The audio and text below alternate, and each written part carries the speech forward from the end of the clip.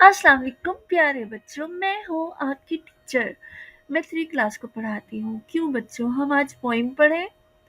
एक कौवा प्यासा था, इधर उधर भटक रहा था।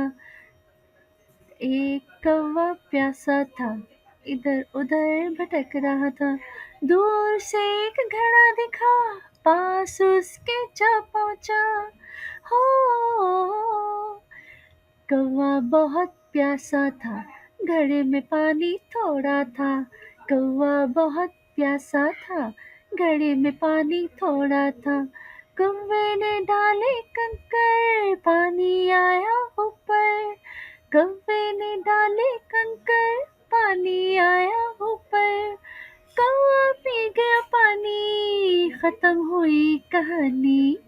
कौवा पी गया पानी, खत्म हुई कहानी। क्यों बच्चों, आपको ये पोइम अच्छी लगी? तो फिर मेरा चैनल लाइक कीजिए। अल्लाह हाफिज।